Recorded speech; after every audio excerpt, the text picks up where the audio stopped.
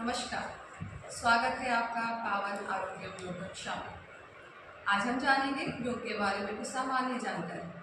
पहला, योग का शाब्दिक अर्थ। योग का शाब्दिक अर्थ होता है जोड़ना, शरीर और मन को जोड़ना। इसके बाद आता है महर्षि पतंजलि द्वारा योग का अर्थ। महर्षि पतंजलि ने योग की परिभाषा दी है योगः चित्तवृत्ति निरोधः, यानी कि मन की चंचलता को रोकना ही योग है।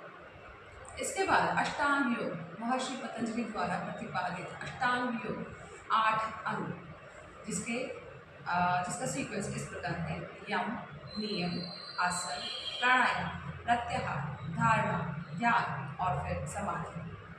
पहला अंग यम, इसका शाब्दिक अर्थ है सोशल कोड ऑफ कंडक्ट, यानी कि एक आदर्श समाज में किस प्रकार का आचरण किया जाना चाहिए, जो कि 5 प्रकार हैं।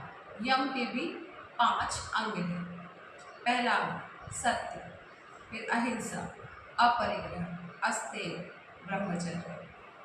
दूसरा नियम, पहला अंग हो गया यम, दूसरा अंग है नियम, जो कि पर्सनल कोड ऑफ कंडक्ट, एक व्यक्ति का आचरण किस प्रकार का हो। ये भी 5 अंग हैं, इसके भी 5 अंग हैं। पहला है शौच अर्थात शुद्धता, फिर संतोष, फिर तप, स्वाध्याय, ईश्वर परिधान। इसके बाद तीसरा अष्टांग योग का अंग है आसन।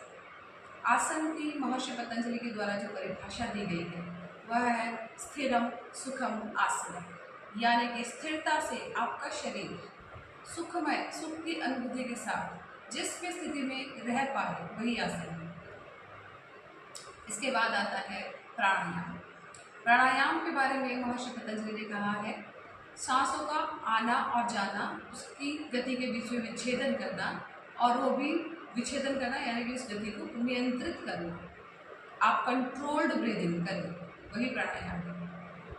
फिर प्रत्याहार, यानी कि अपनी इंद्रियों का अंदर की तरफ डाइवर्ट कर देना, जो ध्यान आपका बाहर की दुनिया में घूम रहा है उस ध्यान को अपने अंदर की तरफ समाहित करना।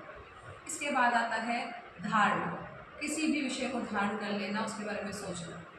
उसके बाद है ध्यान, यानी कि आपकी धारणा बहुत अधिक स्ट्रांग हो जाए, आप उसमें निपुण हो जाए, तो फिर आप ध्यान की तरफ अग्रसर होते हैं। अंत में होता है समाधि। ये है अष्टांग।